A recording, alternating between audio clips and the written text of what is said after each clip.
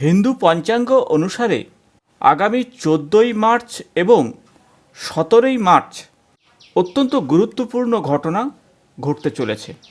তা হলো নবগ্রহের অত্যন্ত গুরুত্বপূর্ণ দুটি গ্রহ রবিদেব এবং শুক্রের বিশেষ গোচরের পরিবর্তন ঘটবে। অর্থাৎ কুম্ভ রাশি ছেড়ে পরবর্তী যে রাশি তা হলো মীন রাশিতে প্রবেশ করবে। দুই গুরুত্বপূর্ণ রাশির গোচরের পরিবর্তন দ্বাদশ রাশির উপরে অত্যন্ত গুরুত্বপূর্ণ প্রভাব আসতে চলেছে।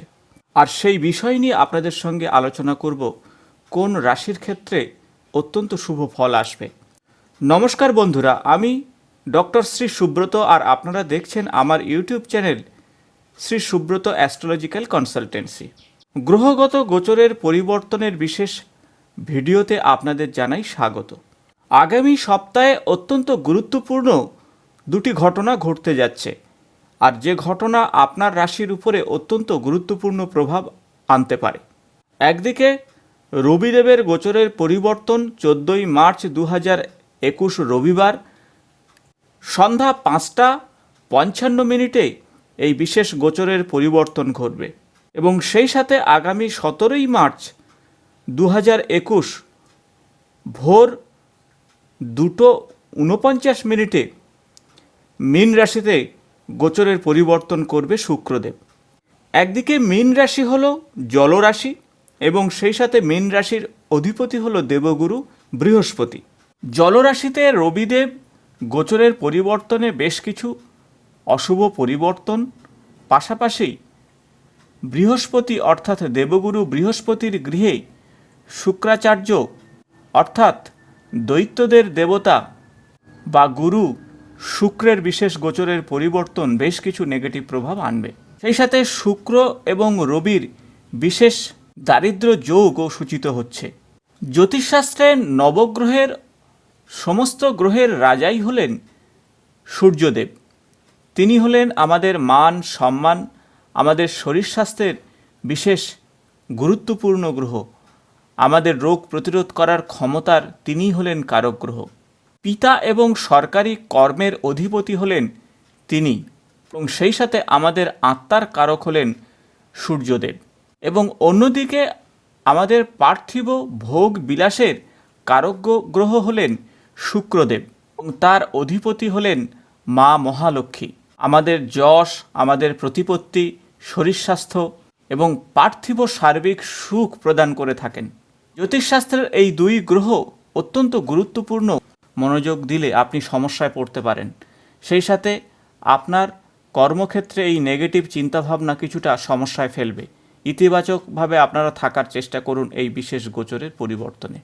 কর্মক্ষেত্রে আপনার ব্যবহারকে আরও ভালো করতে হবে, অন্যথায় আপনাদের পরিণতি খুব একটা ভালো হবে না। এই গোচরের পরিবর্তনে আপনারা ভ্রমণ থেকে দূরে থাকার চেষ্টা করুন। তবে বৈবাহিক জীবনে কিছুটা শুভ ফল আসবে। শ্বশুরবাড়ির পক্ষ থেকে কিছুটা পজিটিভ প্রভাব আপনারা পেতে পারেন এবং অকাল্ট সায়েন্স পড়াশোনার বিষয়ে এই সময় কিছুটা পজিটিভ প্রভাব আসবে। তবে শরীর স্বাস্থ্যের প্রতি আপনারা অবশ্যই যত্ন নেবেন।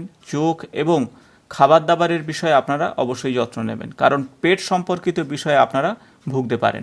জীবনসঙ্গীর কাছ থেকে আপনারা অবশ্যই সমর্থন পাবেন এবং সেক্ষেত্রে কিছুটা পজিটিভ প্রভাব আপনার আসবে। কিছু ভুল থেকে আপনারা শিক্ষা নেবেন এবং ভবিষ্যতে সেই ভুল যাতে পুনরাবৃত্তি না হয় তার জন্য আপনারা দৃঢ় সংকল্প নেবেন। এই সময় ব্যবসার ক্ষেত্রে অধিক অর্থ বিনিয়োগ করবেন না, বা ভ্রমণের বিষয়ে অর্থ বিনিয়োগ করলে আপনি কিন্তু সমস্যায় পড়বেন। তাই এই বিষয়ে আপনি বিরত থাকুন, এমনটাই বলবো। কথাবার্তার বিষয়ে আপনারা অবশ্যই সচেতন থাকুন। নিজের কথা বলার বিষয়ে বাক্য চয়ন অত্যন্ত গুরুত্বপূর্ণ বিষয় হবে। তাই ধৈর্য ধরে প্রতিটি কাজ করার চেষ্টা করুন। ক্রোধকে নিয়ন্ত্রণ করে বিরোধী পক্ষের কাছ থেকে নিজেদেরকে দূরে রাখার চেষ্টা করুন। এই বিশেষ সময় সোনা অথবা তামার কোনো বস্তু আপনারা কাছে রাখুন। তাছাড়া ভগবান পরশুরামের কাহিনী আপনারা পাঠ করুন এই বিশেষ গোচরের পরিবর্তন চলাকালীন। কন্যা রাশির জাতক জাতিকাদের ক্ষেত্রে বলবো, আপনাদের দ্বাদশ গৃহের অধিপতি রবিদেব এই বিশেষ গোচরের পরিবর্তনে সপ্তম গৃহে অবস্থান করবে।